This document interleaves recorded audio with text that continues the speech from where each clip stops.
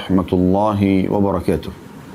Alhamdulillah, kalimat suci, kalimat mulia yang selalu terucapkan dari lisan orang-orang yang beriman kepada Allah, karena dia sangat yakin kalimat Alhamdulillah ada kalimat penghubung antara dia dengan Tuhannya, dan dikenal juga dengan kalimat syukur atau berterima kasih atas keberadaan kita di muka bumi ini dan segala nikmat fasilitas yang Allah siapkan agar kita bisa selalu menyembah kepadanya dan juga mendekatkan diri kepadanya.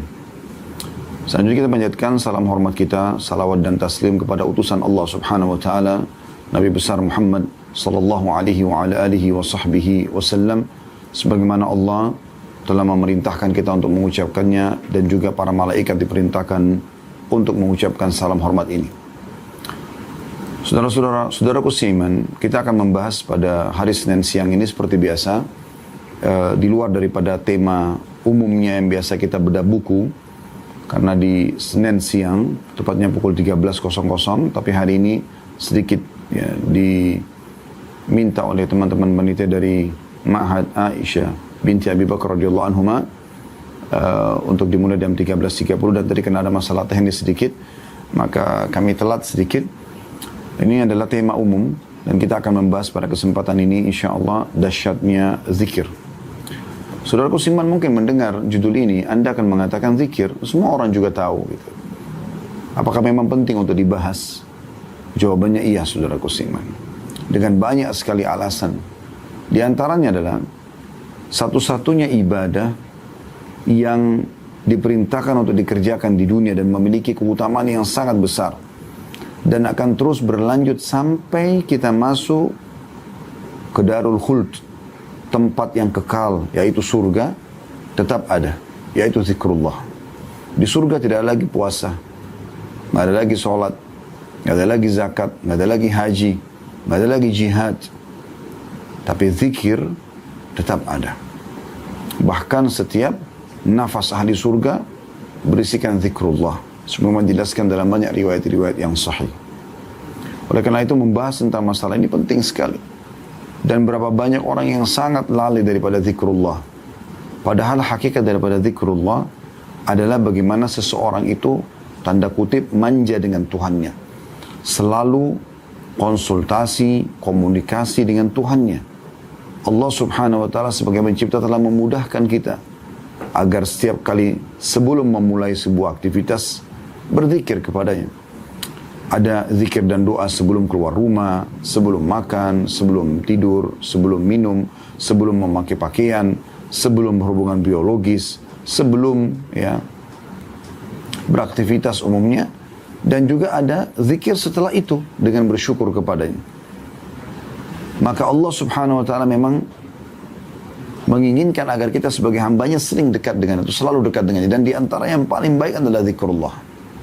Kalau kita bicara tentang makna zikir secara global, semua yang mengingat Allah diistilahkan dengan zikir. Maka masuk dalamnya, sholat adalah zikir, doa adalah zikir, kemudian haji, umrah, jihad, bakti sama orang tua. Semua yang mengingat perintah Allah diistilahkan juga dengan zikir secara global.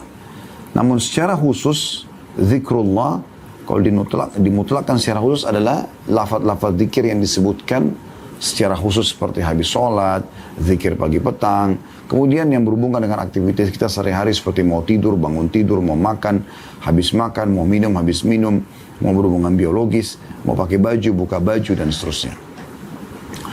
Untuk lebih jelasnya teman-teman sekalian, supaya Anda termotivasi untuk mengerjakan sebuah jenis ibadah yang Allah perintahkan, maka ada sebuah kata kunci dulu, yaitu baca keutamaannya. Dalam bahasa ceramah itu biasanya fadilah, ya, jamaknya fadail. Kalau kita mau rajin bersedekah, kita mau rajin sholat malam, kita mau rajin sholat duha, kita mau rajin bakti dengan orang tua, berzikir, berdoa, jenguk orang sakit, apa saja perintah agama, maka dianjurkan oleh para ulama membaca fadilahnya atau keutamaannya. Karena ini adalah janji-janji Allah Subhanahu wa taala yang tidak akan mungkin luput, pasti kita dapatkan. Dan manusia kalau dijanjikan sesuatu, kalau dia kerjakan sesuatu maka dia akan mendapatkan balasannya. Mereka akan termotivasi untuk mengerjakan, dan itulah sebabnya kenapa semua ibadah tidak terkecuali pasti ada janji Allah Subhanahu wa taala di situ. Kita lihat dalam buku-buku hadis ada keutamaan atau fadilah. Ini semua adalah motivasi. Sebagaimana juga Anda kalau ingin meninggalkan satu perbuatan yang Anda anggap buruk ya, maka kata kuncinya Anda baca ancaman Allah di dosa itu. Misalnya orang lagi riba, mencuri, menipu, berbohong, berzina, apa saja. Coba baca ancaman Allah di dosa yang sedang Anda lakukan. Maka ancaman ini akan membuat kita berhenti dari perbuatan tersebut. Minimal kita berhati-hati. Dalam masalah zikir ini kita akan buka insya Allah dengan masalah keutamaannya dulu. Tidak asing lagi banyak dalil diantaranya firman Allah subhanahu wa ta'ala dalam surah Al-Baqarah ayat 152. A'udzu billahi minasyaitonir rajim. Fadhkuruni adzkurkum washkuruli wala takfurun, kata Allah. Artinya berzikirlah kepadaku atau ingatlah kamu kepadaku. Niscaya aku juga akan ingat kepadamu. Dan bersyukurlah kepadaku, janganlah kamu mengingkari nikmatku. Di sini ada perintah Allah subhanahu wa ta'ala agar mengingat kepadanya. Ya. Maka Allah juga akan ingat.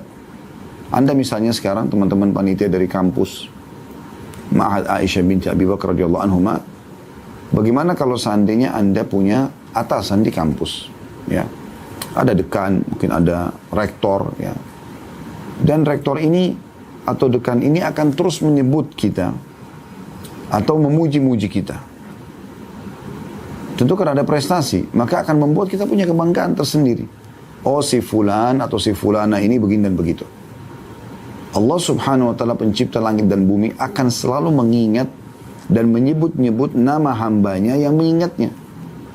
Dan kalau Allah mengingat, artinya Allah akan selalu memenuhi kebutuhannya. Allah akan mendengarkan doanya. Allah akan memaafkan atau menerima permintaan maafnya. Itu makna daripada Allah mengingat. Allah mengatakan di Al-Baqarah ini, fadhkuruni azkurkum. Ingatlah kepada aku akan ingat kepada kalian. Itu maknanya tadi.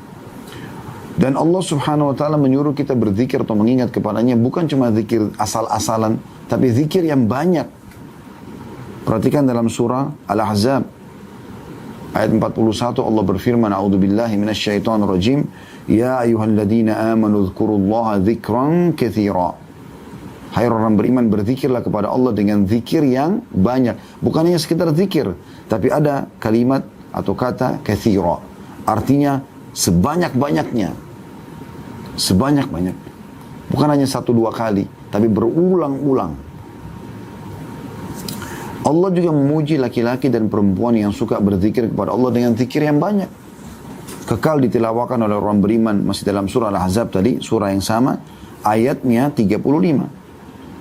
Yang bunyinya, a'udzubillahi minasyaitonir rajim, wadh-dzakirinallaha katsiran wadh-dzakirat a'addallahu lahum maghfiratan wa ajran 'azima. Laki-laki dan perempuan yang banyak berzikir atau mengingat dan menyebut-nyebut Allah di setiap keadaannya, setiap situasi dan kondisi, selalu berzikir kepada Allah SWT. Kagetnya menyebutkan atau berzikir kepada Allah. Subhanallah, Allahu Akbar, ya. La ilaha illallah. Itu juga dengan pujiannya, alhamdulillah, kagumnya, subhanallah, selalu berzikir kepada Allah Subhanahu wa ta'ala. Dan laki-laki juga perempuan yang banyak berzikir kepada Allah, Allah telah menyediakan buat mereka ampunan dan pahala yang besar. Cirinya mereka tidak pernah diam, teman-teman sekalian. Lisannya selalu zikrullah, kecuali kalau memang ada hajat dia sedang menggunakan lisannya untuk yang lain. Dinukil kisah Syekh bin Baz rahimahullah, salah satu ulama Saudi, mufti Saudi yang sudah meninggal. Beliau kalau sedang menerima telepon seseorang yang sedang ingin menanyakan fatwa, sambil mendengarkan pertanyaan orang tersebut, sambil beliau berzikir kepada Allah. Nanti setelah selesai orang itu bertanya, ya, pada saat dia mau jawab, baru kemudian dia mengucapkan atau dia berbicara dalam bentuk nasihat. Tapi zikrullah selalu. Kecuali di tempat yang dimana Anda larang untuk berzikir. Maaf, misalnya di WC. Selain daripada ini, ya, alladzina yadhkurunallaha qiyaman wa qu'udan wa 'ala junubihim. Orang-orang yang suka berzikir kepada Allah dalam keadaan kondisi berdiri, duduk, bahkan berbaring, setiap keadaan. Itu baru dikenal dengan orang berzikir kepada Allah dengan zikir yang banyak. Allah subhanahu wa ta'ala juga menyebutkan dalam surah Al-A'raf ayat 205 tentang adab dan tata krama dalam berzikir. Jadi selain banyak, ada caranya. Perhatikan di sini Allah jelaskan dengan sangat gamblang. Walaupun cuma potongan ayat atau satu ayat saja, Al-A'raf 205, tapi perhatikan adabnya. A'udzu billahi minasyaitonir rajim, wadhkur rabbaka fi nafsika tadarruan. Ini yang pertama. Wa khifatan, dua.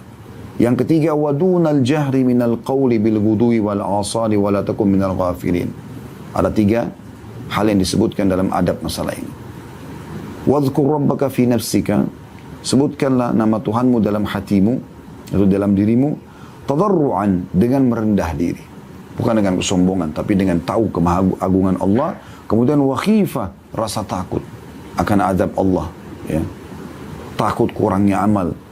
Dan wadunal jahri minal qaul. Ini poin yang perlu digarisbawahi. Dan tidak mengeraskan suara. Tidak teriak-teriak. Banyak orang berzikir kepada Allah tapi teriak-teriak. Sampai pernah ada sahabat Nabi, pada saat Nabi SAW mengajak mereka menembus atau sampai ke benteng Khaybar, benteng orang Yahudi. Mereka teriak dengan suara keras, Allahu Akbar, pada saat tiba di depan benteng. Padahal ini musuh sedang di depan mata, memang saatnya bertakbir gitu. Maka kata Nabi SAW, kecilkan suara kalian. Bukan harus ya teriak-teriak seperti itu. Karena yang sedang kalian sebut ini bukan zat yang tuli.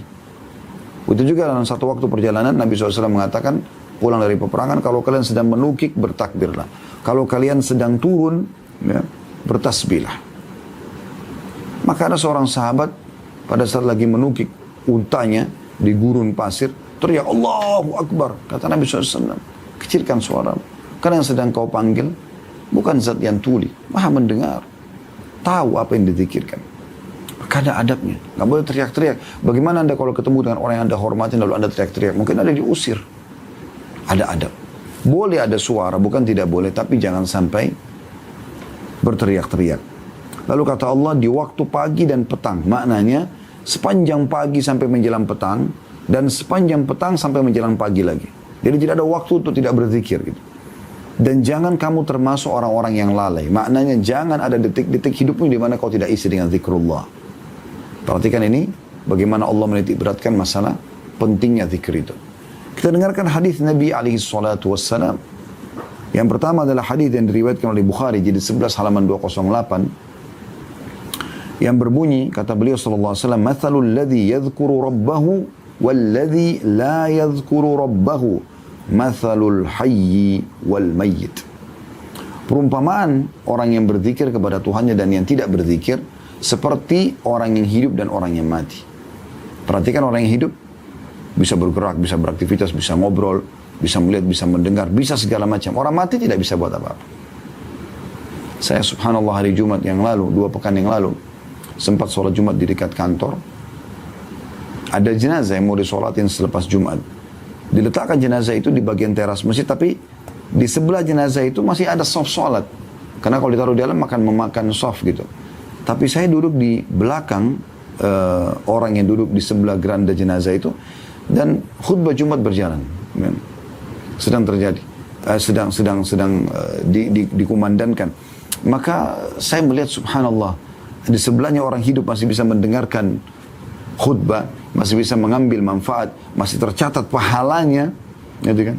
Sementara di sebelahnya sama dengan manusia juga, sama dengan dia manusia, tapi sudah mati, nggak bisa buat apa-apa lagi. Mungkin dia masih mendengar, tapi sudah tidak bisa berbuat apa-apa, tidak bisa lagi beraktivitas. Maka beda sekali antara orang hidup dan orang yang mati. Maka itu perbedaan antara orang yang berzikir dan orang tidak berzikir. Orang yang malas berzikir, teman-teman sekalian, akan masuk dalam kategori orang yang lalai. Akhirnya kelalaian ini ditunggangi oleh syaitan. Ingat, kemaksiatan hanya akan terjadi di saat kita lalai atau ada waktu lowong. Kapan orang sibuk nonton sinetron, nonton film, dan lain-lain, karena waktu lowongnya banyak. Nah, dia harus isi dengan hal-hal yang bermanfaat. Saya pernah hadir dalam majelis Doktor atau Profesor Dr. Abdul Razak Al-Abbad, hafizahullah. Salah satu ulama kita yang masyhur, ada di mengajar sekarang di Masjid Nabawi dan juga mengajar di kampus kami di Madinah. Saya subhanallah datang sholat subuh di Masjid Nabawi waktu itu, pas selesai umrah, bersama beberapa jemaah. Kadang-kadang saya ajak jemaah laki-laki untuk hadiri halaqah masyayikh atau halaqah para ulama yang ada di sana. Di antara majelis beliau gitu, selepas subuh ada. Dan sempat beliau menyinggung tentang masalah zikir keluar kamar mandi. Bacanya sederhana kan, Ghufranak, pengampunanmu hai Tuhanku. Tapi ada sesuatu yang peka yang saya tangkap, sebuah hikmah yang beliau sampaikan. Beliau mengatakan, kenapa orang harus membaca Ghufranak, pengampunanmu? Tidak semua orang berbuat dosa di kamar mandi atau di WC, gitu kan? Tapi orang kalau berbuat dosa lebih layak baca ini. Kalau orang tidak buat dosa, umumnya orang buang air kecil, buang air besar, orang mandi, orang wudu, keluar kamar mandi tetap baca Ghufranak, pengampunanmu. Ada apa sebenarnya? Beliau mengatakan di antara hikmahnya adalah karena bisa saja orang kalau lagi di kloset, semoga Allah muliakan kita ya. Ini kita orang-orang Arab biasa kalau menyebutkan tentang kloset, tempat buang hajat ini, mereka mengatakan dengan doa semoga Allah muliakan kita ya. Karena di situ dianggap tempat yang terhina gitu. Maka pada saat itu kata beliau, ada waktu detik di mana kita tidak bisa berzikir. Karena di kloset kan kita tidak bisa berzikir. Itu sudah cukup dianggap kelalaian. Oleh karena itu pada saat kita keluar kita membaca Ghufranak. Bagaimana dengan orang yang sambil di WC, sambil merokok, sambil tonton sesuatu yang tidak baik atau apa saja misalnya. Maka itu lebih pantas untuk mengucapkan Ghufranak. Tapi di sini kita lihat kepekaan dengan tidak sempat berzikir saja di kloset karena memang tidak boleh, nggak boleh jawab salam, nggak boleh zikrullah, nggak boleh, gitu kan. Maka sudah cukup kita memohon ampun kepada Allah Subhanahu wa taala. Kemudian dalam hadis yang lain, ini keutamaan yang sangat luar biasa. Renungi baik-baik, ikhwan dan akhwat sekalian rahimakumullah, tentang hadis ini.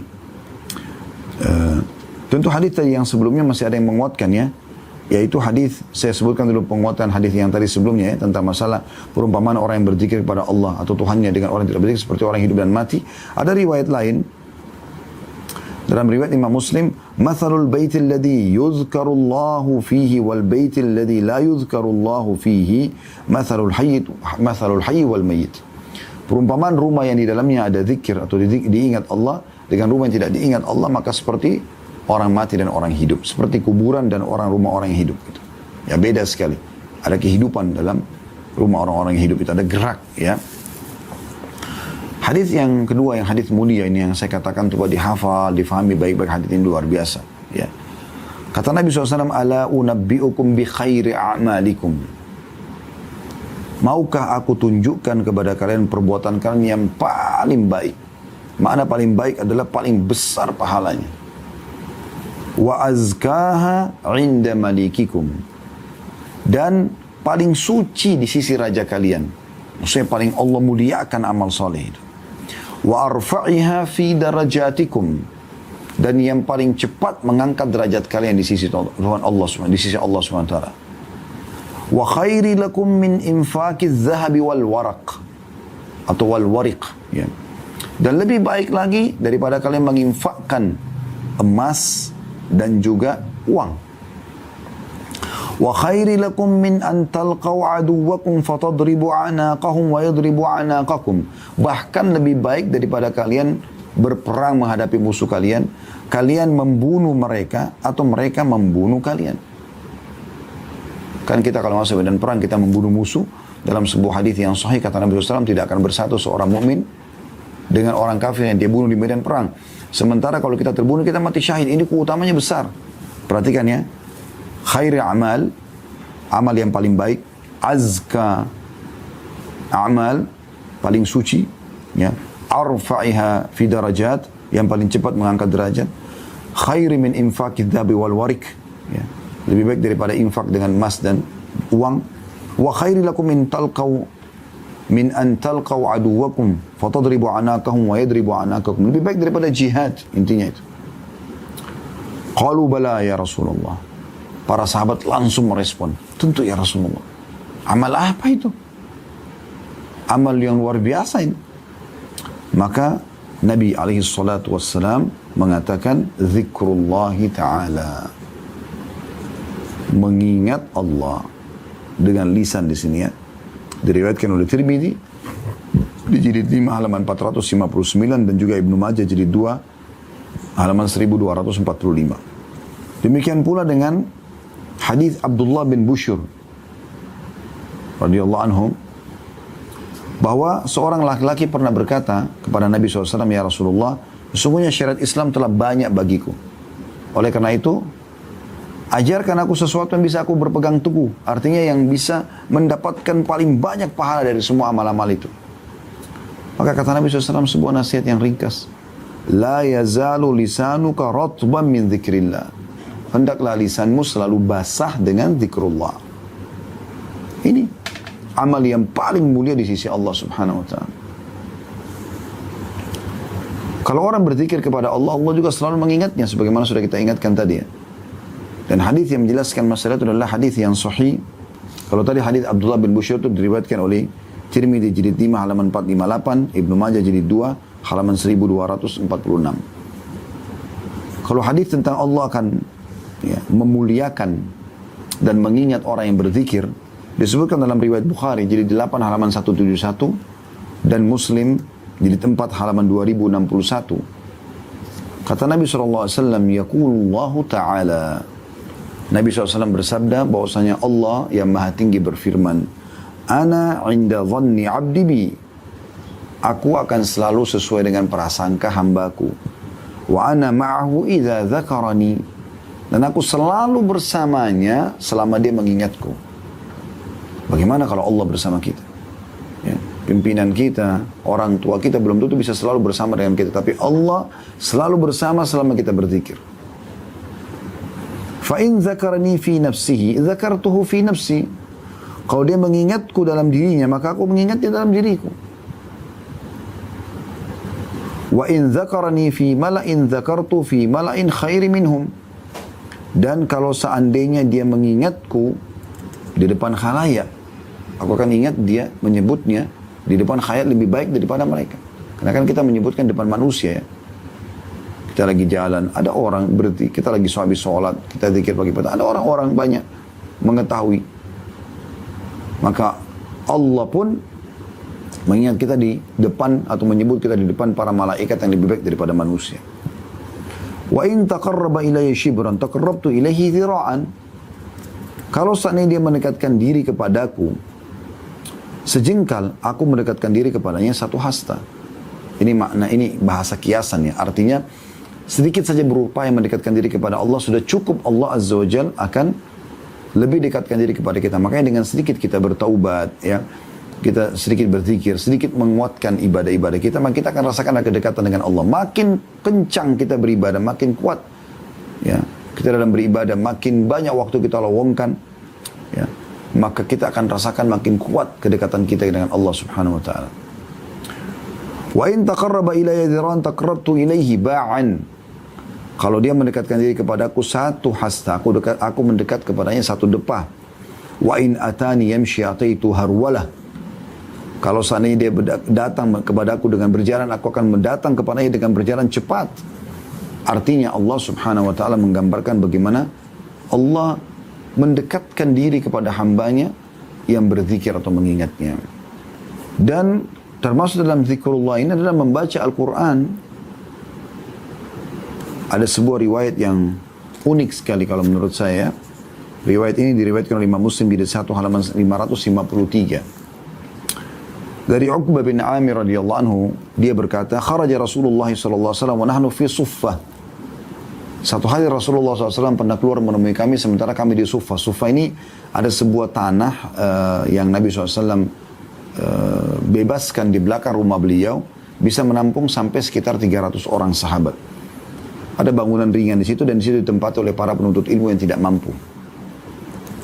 Faqala ayyukum yuhibbu an yaghduwa kulla yawmin ila buthana aw ila aqiq. Siapakah di antara kalian yang suka ya, setiap hari, setiap pagi dia pergi ke Buthan atau Aqiq. Ini dua lembah. Ya, dua lembah di Madinah ya.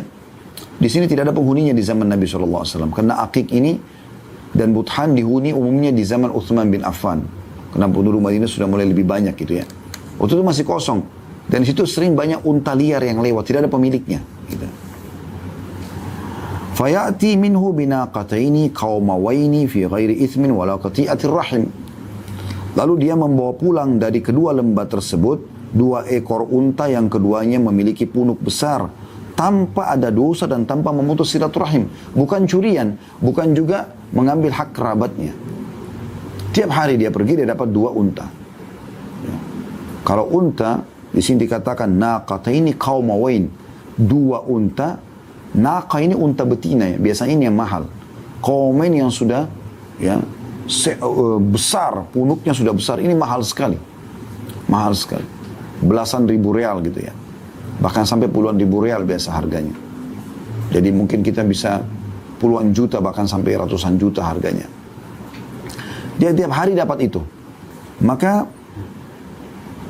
faqulna ya Rasulullah nuhibbu dzalik. Kami pun mengatakan, wahai Rasulullah, kami mau itu. Siapa yang enggak mau? Setiap pagi dia pergi ke lembah Buthan dan Aqiq, dapat unta, 2 unta besar, betina, harganya mahal, gitu kan? Tanpa mencuri. Begitu saja rezeki Allah kasih. Qala, afala yagdu ahadukum ilal masjidi faya'lam, aw yaqra ayataini min kitabillahi azza wa jal, khairun lahu min naqatain, wa thalathun khairun lahu min thalath, wa arba'un khairun lahu min arba'a, wa min a'dadihinna minal ibil. Maka kalau kalian mau, pergilah kalian menuju ke masjid di pagi hari. Kemudian dia belajar.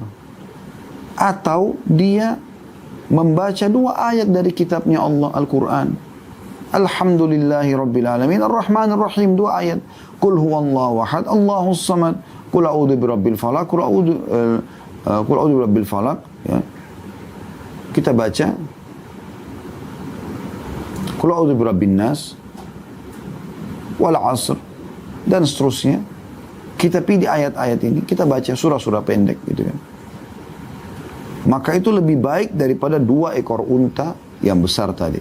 Dan 3 ayat lebih baik daripada 3 ekor unta. 4 ayat lebih baik daripada 4 ekor unta. Dan begitulah terus hitungan jumlahnya. Setiap 1 ayat dinilai seperti 1 ekor unta. Ini kan luar biasa. Dan kalau kita mau kaji tentang keutamaan zikir ini luar biasa. Sampai Imam Nawawi tulis khusus kitab tebal, judulnya Al-Adhkar. Tebal sekali buku itu. Ya. Ratusan lembar kalau sudah terjemahan bahasa Indonesia ya. Hanya membahas tentang keutamaan zikir dan juga macam-macam zikir yang harusnya dibaca. Karena besarnya keutamaan. Sebaliknya teman-teman sekalian, kalau seandainya ada orang yang tidak berzikir, penuh dengan kelalaian, dengarkan ancamannya. Jadi kalau anda sibukkan diri dengan zikir, maka keutamanya besar. Kalau anda lalai, maka dengarkan. Kata Nabi SAW dalam hadis riwayat Abu Daud, jilid 4 halaman 264, Man qa'ada maq'adan lam yadhkurillaha fihi kanat alihi minallahi tira. Wa man ittaja'a madja'an la yadhkurullaha fihi kanat alihi minallahi tira. Barang siapa yang duduk di satu tempat lalu tidak berzikir, tidak mengingat Allah, tidak menyebut Allah di dalamnya, maka itu akan menjadi kekurangan atau penyesalan atasnya dari hari kiamat. Sebagian dari Allah ya. Sebagian ulama mengatakan bisa Allah siksa dia. Dan barang siapa yang berbaring satu tempat lalu tidak berzikir atau mengingat dan menyebut Allah, maka itu menjadi kekurangan dan penyesalan baginya pada hari kiamat. Di dalam hadis yang lain, untuk lebih menjelaskan makna tirah ya. Dan hadis ini riwayat Tirmidzi, atau dalam disebutkan oleh Syekh Al-Albani dalam Sahih Tirmidzi di 3 halaman 140, kata baginda Nabi SAW, ma jalasa qaumun majlisan lam yadhkurullaha fihi wa lam yusallu ala nabiyyihim illa kana alaihim tira fa in syaa adzabahum wa in syaa ghafara lahum. Tidaklah satu kaum berarti 3 orang ke atas, duduk di satu majlis di mana mereka tidak berzikir atau mengingat Allah di dalamnya. Tidak ada pembicaraan tentang sebab turunnya ayat, sebab urutnya hadis. Ya, tidak ada pembicaraan tentang hal-hal yang bermanfaat, hukum-hukum fikih, masalah agama. Dan tidak baca salawat kepada Nabi SAW. Makanya biasanya dimulai dengan Alhamdulillah wassalatu wassalamu ala Rasulillah. Minimal begitu. Kecuali akan menjadi kekurangan atau penyesalan atas mereka. Jika Allah berkehendak, Allah akan menyiksa mereka. Jika Allah berkehendak, maka Allah akan mengampuni mereka. Itu makna tira. Jadi bisa saja Allah berikan kepada mereka hukuman. Dalam hadis yang lain lebih tegas lagi riwayat Abu Daud ya. Di jilid 4 halaman 264 dan disahihkan oleh Syekh Al-Albani dan diriwayatkan Imam Ahmad jilid 2 halaman 389, Kata baginda Nabi SAW, "Ma min qaumin yaqumuna min majlisin la yadhkuruna Allah fi illa qamu am mithli jifati himar wa kana lahum hasrah." Ini tegas sekali ya. Tidaklah satu kaum berdiri atau bubar dari satu majlis di mana mereka tidak berzikir atau mengingat Allah sama sekali di dalamnya, kecuali mereka berdiri laksana berdiri dari bangkai seekor keledai atau menjadi seperti seekor keledai, bangkai keledai, dan hal itu menjadi penyesalan bagi mereka pada hari kiamat. Menyesal, kenapa dulu saya tidak berzikir. Ya. Ini keutamaan dan juga sekaligus ancaman tentang masalah zikrullah. Ya. Maka jangan main-main dengan soal ini. Dan zikir banyak sekali. Dari boleh bangun tidur sampai tidur lagi. Banyak sekali zikir-zikir. Banyak. Tapi ada yang ingin saya titik beratkan di sini teman-teman sekalian. Kita coba masuk ke contoh zikir saja. Misal, ya, habis sholat. Kalau habis sholat, Anda membaca ayat kursi misalnya. Perhatikan keutamaan yang besar sekali. Banyak orang buru-buru, mau segera berdiri, habis sholat. Ya. Kata Nabi SAW dalam sebuah hadis yang diriwayatkan oleh Ibnu As-Sunni nomor 121 dan disahihkan oleh Al-Albani dalam Sahihul Jami' jilid 5 halaman 329 dan juga dalam silsilah hadis sahihah jilid 2 halaman 697. Kata Nabi SAW, barang siapa membaca setiap selepas sholat ayat kursi, maka tidak ada yang menghalanginya masuk surga selain kematian. Paketnya sholat 5 waktu dengan baca ayat kursi.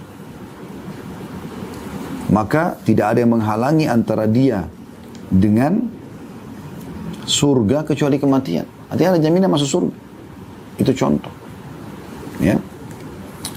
Ada beberapa zikir-zikir yang unik sekali teman-teman sekalian ya. Namun sebelumnya saya ingin menguatkan habis sholat, kalau Anda ada waktu, terutama habis subuh ya, jangan buru-buru keluar. Ini teman-teman panitia dan lagi di kampus, ada banyak waktu lowong. Habis sholat subuh berjamaah di masjid misalnya. Ya, biasanya kalau di kampus walaupun akhwat kita mungkin ada masjid disiapkan.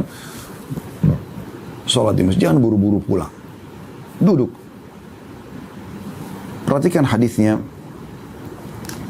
Dengan sanad hasan di ghairihi, dihasankan oleh Syekh Al-Albani dan disebutkan oleh Al-Mudhi dalam kitab At-Targhib wa Tarhibnya. Dari hadis Anas bin Malik radhiyallahu anhu, dia berkata Rasulullah SAW bersabda, "Man shalla subha fi jama'ah." Siapa yang sholat subuh berjamaah? Sini maksudnya adalah di masjid ya, lebih tepatnya. Thumma qa'ada yadhkurullaha hatta tatlu'a asy-syams. Kemudian dia duduk untuk apa? Berzikir. Kita sudah baca tentang keutamaan zikir. Kita bicara tentang keutamaan zikir sampai terbit matahari. Biasa orang dikenal dengan waktu syuruk ya. Umumnya sekarang masjid-masjid kita punya jam digital, ada tulisan syuruk ya. Thumma shalla raka'atain. Lalu dia salat 2 rakaat. Kanat lahu ka'ajri hajjatin wa umrah. Dia akan mendapatkan pahala haji dan umrah. Qala Rasulullah sallallahu alaihi wasallam tammah. Berkata Anas bin Malik dan Rasulullah SAW bersabda sempurna.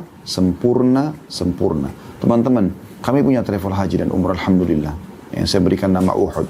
Kami tahu betul berapa biaya, berapa waktu yang dibutuhkan untuk itu. Umrah itu, walaupun ibadah umrahnya sederhana, mungkin 2-3 jam selesai ya.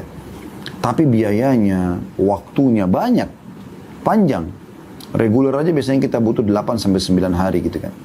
Karena sekaligus ke Masjid Nabawi. Tapi intinya umrah itu butuh biaya, butuh waktu. Ya. Dan setiap gerakan yang kita lakukan, dari tawaf di Ka'bah, dari sholat di belakang makam Ibrahim, dari cium hajar aswad atau memberikan isyarat dengan tangan, dari minum zam-zam sebelum pindah ke sa'i, dari sa'inya sendiri. Sebelumnya juga ada ihram, niat di miqat, kemudian sa'i antara Safa dan Marwah, kemudian tahallul terakhir. Semua ini paket ibadah yang luar biasa. Haji lebih besar lagi. Butuh waktu dan biaya yang besar sekali. Haji bisa 5 hari. Dari tanggal 8 Zulhijjah, hari Tarwiyah, tanggal 9 hari Arafah dan Muzdalifah malamnya, kemudian hari Nahar atau hari ya, Adha di tanggal 10-nya, kemudian 3 hari tasyrik, 6 hari, bukan 5 hari, 6 hari, 3 hari tasyrik, 11, 12, dan 13. Ini semuanya 6 hari haji. Dari 6 hari ini 2 hari sunnah. Hari pertama tarwiyah tanggal 8 dan hari terakhir hari tasyrik sunnah. Tapi kalau orang mau sempurna hajinya semuanya dikerjakan.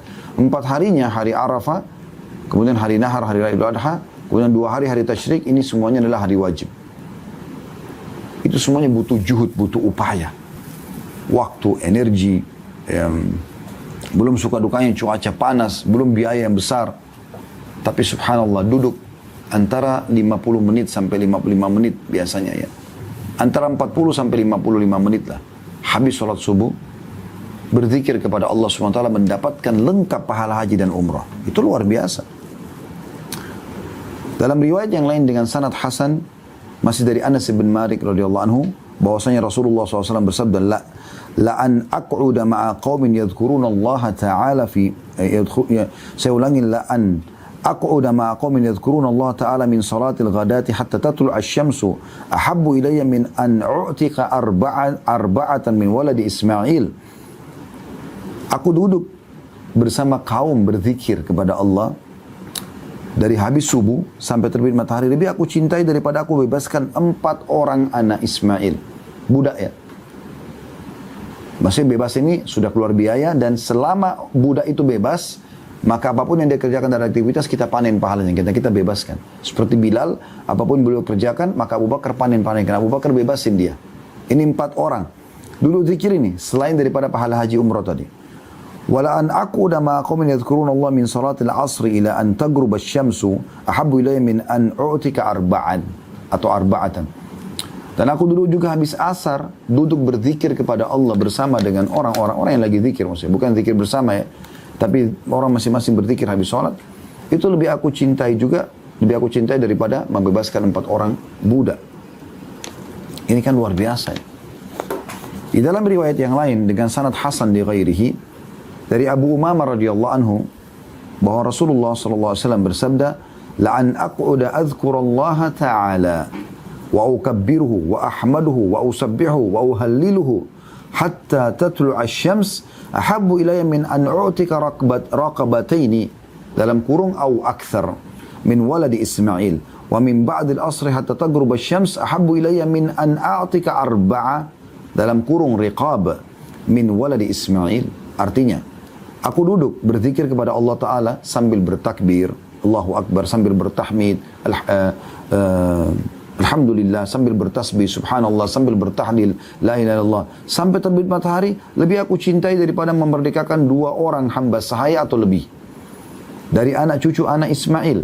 Dan berzikir selepas asar sampai matahari terbenam, lebih aku sukai daripada memerdekakan 4 budak sahaya dari anak Ismail. Ini keutamanya luar biasa gitu. Kemudian di dalam hadis yang lain, hadis diriwayatkan Tabarani dengan sanad ini semua disebutkan oleh Al-Mundhiri dan disahihkan oleh Syekh Al-Albani dalam Sahih At-Targhib wa Tarhib. Saya sedang membaca kitab Sahih At-Targhib wa Tarhib ya. Masih dari Abu Umamah, tadi ada tambahan hadis ya. Dari riwayatkan Abu Ya'la, ahabbu ilayya min an u'tika arba'atan min waladi Ismail diyatu kulli minhum ithnai atau 12 alfa. Aku duduk berzikir tadi dari pagi sampai terbit matahari dan habis asar sampai terbenam matahari. Biasa dikenal dengan zikir pagi petang. Maksudnya juga zikir sholat ya, zikir habis sholat subuh, habis sholat asar. Lebih aku cintai daripada membebaskan 4 orang budak dari anak Ismail, yang setiap budak itu nilainya sama dengan 12.000. Kata sebagian ulama hadis 12.000 dirham, atau setara dengan 1.000 dinar, atau setara dengan 100 ekor unta. Bayangkan ini. Besar sekali nilainya gitu.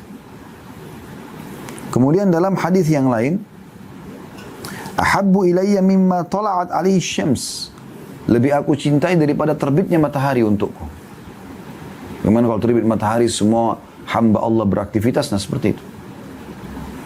Di dalam riwayat yang lain, riwayatkan Tabarani, man shalla, kata Nabi SAW, man shalla salat al-ghadati fi jama'ah thumma jalasa yadhkurullaha hatta tatlu asy-syams thumma qama fa shalla rak'ataini inqalaba bi ajri hajjatin wa umrah Barang siapa yang melaksanakan sholat subuh dengan berjamaah, kemudian dia duduk berzikir kepada Allah sampai matahari terbit, kemudian dia berdiri sholat 2 rakaat, maka dia pulang dengan membawa pahala haji dan umrah.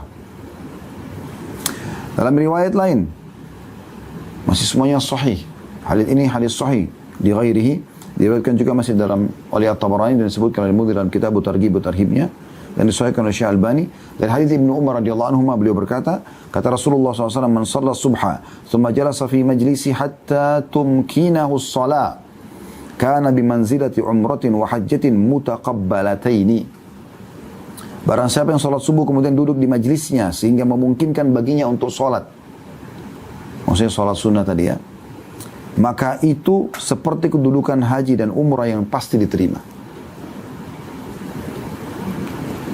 Di dalam riwayat yang lain, Hasan di ghairihi, dari hadis Utbah bin Abd dan juga Uqbah bin Amir, 2 orang radhiyallahu anhuma, beliau mengatakan bahwasanya Rasulullah SAW bersabda, man shalla salata subhi fi jama'ah thumma thabata hatta yusabbiha lillahi sabhatat duha kana lahu ka ajri hajin wa mu'tamir tamman lahu hajjuhu wa umratuhu. Barang siapa yang melaksanakan sholat subuh dengan berjamaah, kemudian menetap di tempatnya sehingga dia sholat duha karena Allah, maka dia mendapatkan pahala seperti orang yang berhaji dan berumrah, yang haji dan umrahnya sempurna. Ya, sempurna. Kita kembali kepada zikir habis sholat, juga ada sabda Nabi SAW, siapa yang membaca subhanallah 33, alhamdulillah 33, Allahu Akbar 33, dan melengkapkan 100-nya dengan la ilaha illallah wahdahu la syarikalah lahul mulku wa lahul hamdu wa huwa ala kulli syai'in qadir, ya, maka akan diampuni dosanya walaupun sebanyak buih di lautan. Tapi ini teman-teman butuh adab, ingat tadi ya, tadarruan, dengan rasa merendah, pelan, hormat. Orang merendah itu tenang dan hormat, bukan kayak orang kumur-kumur semua alhamdulillah Allah Akbar. Ini apa ini? Sering begitu orang. Saya lihat beberapa orang ikhwah di masjid, kalau berzikir jarinya cepat sekali. Apa yang dibaca ini gitu? Akhi dan ukhti, mau dapat keutamaan ini, sedikit sederhanakan 33. Subhanallah, subhanallah, subhanallah, subhanallah. Renungi maknanya, adabnya kepada Allah. Alhamdulillah, alhamdulillah, alhamdulillah. Allahu Akbar, Allahu Akbar, Allahu Akbar. Begitu berzikir kepada Allah. La ilaha illallah wahdahu la syarikalah, lahul mulku wa lahul hamdu wa ala kulli syai'in. La ilaha illallah. Apa yang dibaca? Mana adabnya? Itu. Hati-hati. Perhatikan zikir lain.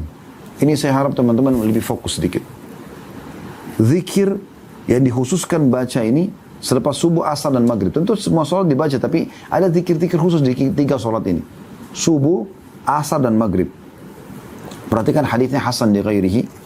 Dari Abi Dzar radhiyallahu anhu bahwasanya Rasulullah SAW bersabda, "Man qala fi duburi salatil fajri wa huwa thanin rijlaihi." Barang siapa yang membaca salat subuh, selepas salat subuh, semenjak dia masih menekuk kedua kakinya, jangan ubah posisi duduk. Apakah Anda duduk iftirash atau tawarruk? Ya. Kalau duduk iftirash berarti duduk seperti di antara 2 sujud. Atau Anda duduk tawarruk, duduk seperti tahiyat terakhir. Salah satunya. Karena ini khilaf di antara ulama. Kalau kami masih memilih duduknya iftirash, kalau 2 rakaat gitu kan. Baik, sebelum mengubah posisi, kaki kanan kita masih terlipat, kita masih dudukin telapak kaki kiri. Sebelum mengubah itu, membaca La ilaha illallah wahdahu la syarikalah, lahul mulku wa lahul hamdu yuhyi wa yumit wa huwa ala kulli syai'in qadir 10 marrat. Dia membaca La ilaha illallah wahdahu la syarikalah, tidak ada Tuhan yang berhak disembah kecuali Allah, tidak ada sekutu bersamanya. Lahul mulk, miliknya kerajaan. Walahul hamdu, miliknya puji-pujian. Yuhyi wa yumit, dia maha hidup, dia hidup. Dia menghidupkan dan mematikan. Wa huwa ala kulli syai'in qadir, dan dia mampu mengerjakan apa yang dia inginkan 10 kali. Sebelum mengubah posisi kaki. Perhatikan ada yuhyi wa yumitnya ya. Habis subuh, kataballahu lahu 10 hasanat. Allah catatkan baginya 10 pahala. Wa maha anhu 10 sayyiat, dan dihapus darinya 10 dosa. Wa rafa'a lahu 10 derajat, diangkat untuknya atau baginya 10 derajat. Wa kana yaumahu dzalika kullahu fi hirzin min kulli makruh, dan harinya itu sepanjang hari semuanya selamat dari semua yang dia tidak suka. Ini luar biasa. Selamat dari semua yang dia tidak suka, apapun itu. Tambah lagi, wahurisa minasyaitan, dijaga dari syaitan. Walam yanbaghi lidzambin an yudrikahu fi dzalikal yaumi illa syirka billah. Dan tidak akan ada dosa yang bisa membinasakan dia. Karena semua dosa membinasakan. Membuat sumpah, sedih, ada hukuman bisa datang dari Allah karena kita melanggar. Tapi kalau dia baca ini, tidak ada dosa yang bisa membinasakan dia kecuali syirik kepada Allah. La ilaha illallah wahdahu la syarikalah, lahul mulku wa lahul hamdu, yuhyi wa yumiitu wa 'ala kulli syai'in 10 kali saja. Ditambahkan dalam riwayat lain, wa kana lahu bi kulli wahidatin qalaha idku raqabatin mu'minah, dan satu kali dia ucapkan, kan tadi dia ucapkan 10 kali, akan mendapatkan per satu kalinya pahala seperti memerdekakan satu hamba sahaya yang beriman. Berarti Anda seperti membebaskan 10 hamba sahaya. Perhatikan tadi, hamba sahaya nilainya 12.000 dirham atau sama dengan 1.000 dinar atau sama dengan 100 ekor unta. Dalam riwayat lain, riwayat An-Nasa'i, wa man qalahunna hina yansarifu min salatil asri u'tiya mithla dhalika fi lailatihi. Dan siapa yang baca yang serupa ini setelah salat asar, jangan ubah posisi kaki dulu, maka akan diberikan yang seperti itu juga malamnya. Ini kan luar biasa ini. Ya. Kemudian dalam riwayat yang lain kata Nabi SAW, man qala qabla an yansarifa wa yathniya rijlaihi min salatil maghrib was subhi. Barang siapa yang membaca sebelum dia beralih dan mengubah posisi tempat duduknya selepas salat maghrib dan subuh, la ilaha illallah wahdahu la syarika lah, lahul mulku wa lahul hamdu, yuhyi wa yumiit wa huwa ala kulli syai'in qadir, 10 marrat, 10 kali. Kataballahu lahu bi kulli wahidatin 10 hasanat. Ini lebih dahsyat lagi riwayatnya. Kalau tadi kan setiap ucapan dijadikan satu pahala. Kena baca 10 kali dapat 10 pahala. Ini apa? Diberikan setiap ucapannya itu 10 pahala. Artinya dapat 100 pahala. Wa maha anhu 10 sayyiat, dan setiap satu kali ucapan dihapuskan 10 dosa. Berarti kali 10 kali 100 dosa. Wa rafa'a lahu 10 darajat. Setiap satu zikir ini akan diangkat 10 derajat, berarti diangkat 100 derajat. Wa kanat hirzan min kulli makruh, dan itu akan menjadi penolong dari semua yang dia benci. Wa hirzan minasyaitonir rajim, dan keselamatan dan penjagaan dari semua syaitan yang terkutuk, ya. Walam yahilla li dzambin an yudrikahu illa syirk, dan tidak ada dosa yang bisa membinasakan dia kecuali syirik. Wa kana min afdhalin nasi amala, dan dia menjadi orang yang paling baik amalnya pada hari itu. Illa rajulan yafduluhu yaqulu afdal mimma qal, kecuali orang yang menyaingi dia karena mengucapkan lebih daripada itu. Coba perhatikan, 10 kali habis sholat subuh, asar dan maghrib, ya. Ada riwayat lain, dan ini sedikit beda lafadznya, tapi mirip, ya. Jadi Anda baca dua-duanya, saran kami.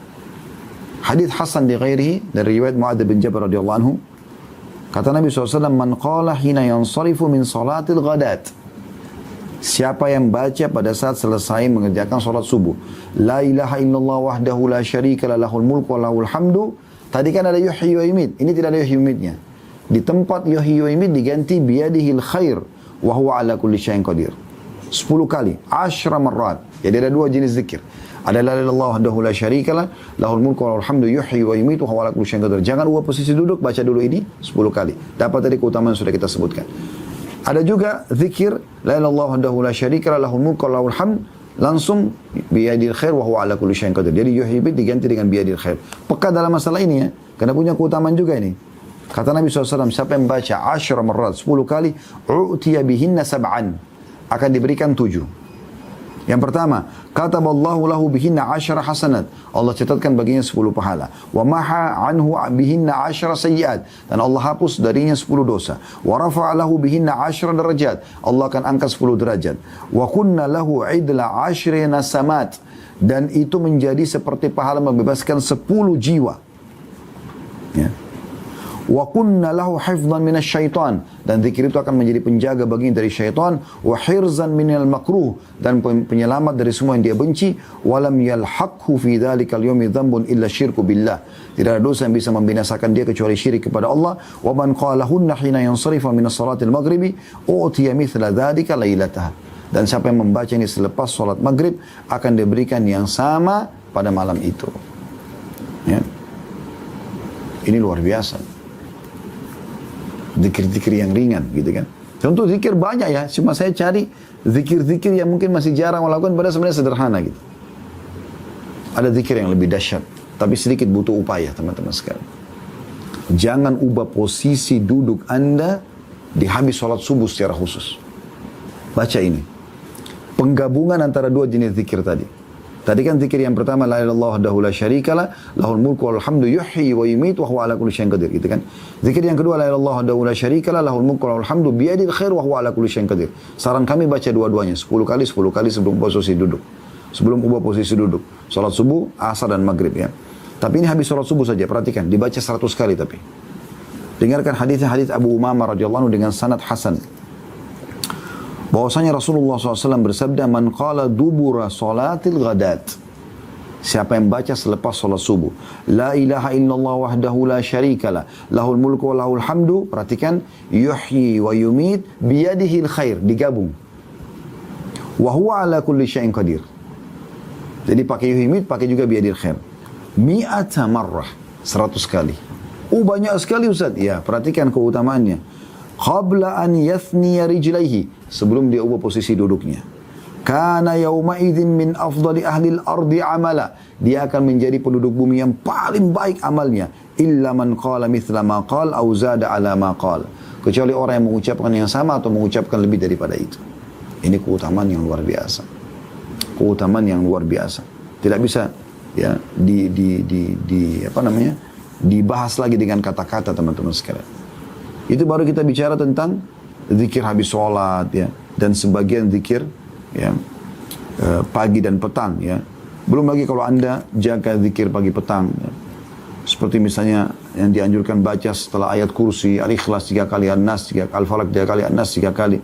Asbahna wa asbahal mulku lillah, ya, kami tiba pada pagi hari dan kerajaan milik Allah, walhamdulillah, segala puji bagi Allah, la ilaha illallah wahdahu la syarikalah, lahul mulku wa lahul hamdu wa huwa ala kulli syai'in qadir.